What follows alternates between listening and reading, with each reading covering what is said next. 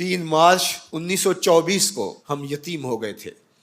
سلطنت عثمانیہ ٹوٹ گئی تھی، ورنہ شرق سے لے کر غرب تک، شمال سے لے کر جنوب تک مسلمانوں کا تسلط، اور لوگ ڈرتے تھے اگر خلیفہ نے اعلان جہاد کر دیا تو پھر تمہیں پوری دنیا میں چھپنے کی جگہ نہیں ملے گی. یتیم جانتے تھے ہمارے سر پہ کوئی کھڑا ہے. بیوائیں اپنے آپ کو بے آسرا نہیں سمجھتی تھی. بوڑھے سمجھتے تھے کہ ہمارا آسرا یہ لاٹھی ہی نہیں، کچھ دنیا میں بیٹھا ہوا خلیفہ بھی ہے. لیکن پھر دنیا کے 3 بر اعظموں پہ پھیلی ہوئی سلطنت صرف دنیا کے 3% حصے پہ سمٹ گئی، اور آج 56-57 اسلامی ملکوں کے اندر ہم تقسیم ہیں، اور اس تقسیم کا نتیجہ ہماری ہوا اکھڑ گئی. خلافت کی مرکزیت ہمارے پاس موجود نہ رہی. خلافت سے تصور لے کے یورپ نے اپنی صف بندی کی، اور یہ کتنے ملک جڑ کر کے ایک یونین بناتے ہیں اور ہماری وحدت کے ٹکڑے ٹکڑے کر دیتے ہیں. آج وہ ہدف حاصل کر چکے ہیں. آج فلسطین کے اندر قیامت ٹوٹی ہوئی ہے. دنیا کا میڈیا خاموش ہے. یہ جو خبریں ہمارے تک پہنچ رہی ہیں یہ باقاعدہ سینسر ہو کے آ رہی ہیں. یہ سوشل میڈیا کی وجہ سے کچھ تصاویر آ جاتی ہیں، کچھ بلکتے روتے بچے، کوئی بین کرتی مائیں اور کوئی فریاد کرتے بوڑھے ہماری جانب دیکھ رہے ہیں. ہماری جانب کیوں دیکھ رہے ہو؟ ہم تمہاری مدد کو نہیں پہنچنے والے. آج اسرائیل نے ان کو مارا. برطانیہ کا وزیر اعظم جنگی جہاز کے اوپر بیٹھ کے ان گرے ہوئے مفلوق الحال لوگوں پر بم برسانے کے لیے خود پہنچا. لیکن وہ کہہ رہے امت مسلمہ تم بے غیرت ہو، ہم تمہاری مائیں لگتی ہیں، ہم تمہاری بہنیں لگتی ہیں، ہم تمہاری بیٹیاں لگتی ہیں. ایک یہودی ایک پردہ دار خاتون کے اوپر شراب پھینکتا ہے اور باقی آوازیں کستے ہیں، لیکن وہ دیکھ رہی ہے ایڑیاں اٹھا اٹھا کے امت مسلمہ کی طرف. تمہاری مدد کو میری بہنوں کوئی پہنچنے والا نہیں ہے. یہ 56-57 اسلامی ملکوں کی فوجیں کرتب دکھانے کے لیے ہیں.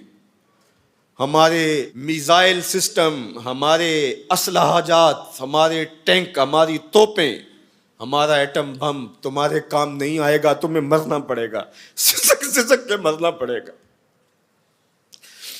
یہ امت تمہاری مدد نہیں پہنچے گی. 40 ملکوں کی مشترکہ فوج بھی تمہاری مدد کو نہیں پہنچے گی. حرم سے بھی کوئی آواز نہیں اٹھے گی، نہ عجم سے کوئی آواز اٹھے گی. آج امت مسلمہ ایک تن مردہ ہے. OIC مردہ گھوڑے کی طرح ہے.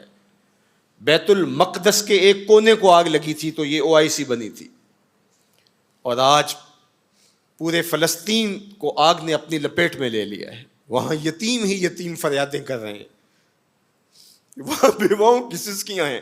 ہم اس حالت کو کیوں پہنچے؟ اس لیے کہ ہم نے قرآن کو چھوڑ دیا. نہ ہماری عدالت میں قرآن ہے، نہ ہماری معاشرت میں قرآن ہے، نہ ہماری معیشت میں قرآن ہے، نہ ہمارے مقننہ میں قرآن ہے.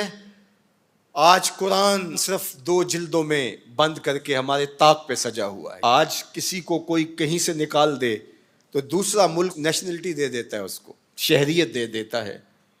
آج اسلام کو ملک بدر کیا گیا. بتاؤ 56-57 اسلامی ملکوں نے کس نے اس کو شہریت دی ہے؟ 56-57 اسلامی ملکوں میں اسلام گھومتا رہا. میں غریب الدیار ہوں، مجھے شہریت چاہیے، لیکن کسی نے اسلام کو قبول نہیں کیا. اقبال کہتے ہیں میں عجم میں بھی گھوما ہوں، میں عرب میں بھی گھوما ہوں، مجھے ابو لہب بھی ملا ہے، مجھے حضور کا نظام کہیں نہیں ملا. اج دین نبی دا وانگ یتیماں تے گھر کر تکے کھاوے.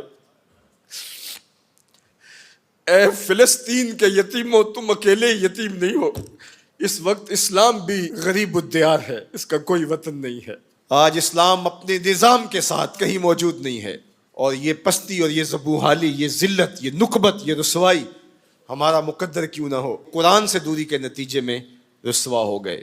ہمارے دردوں کا مداوا قرآن ہی ہے، ہمارے دکھوں کا علاج قرآن ہی ہے. اگر تو مسلمان بن کے جینا چاہتا ہے تو قرآن کے بغیر نہیں جی سکتا. اور پھر آگے چل کے کہا جو میرے سینے میں پوشیدہ ہے میں کھل کے نہ کہہ دوں. یہ کتاب نہیں، کوئی اور ہی شے ہے. یہ زندگی بانٹ دیتی ہے، یہ اٹھا دیتی ہے گری ہوئی قوموں کو.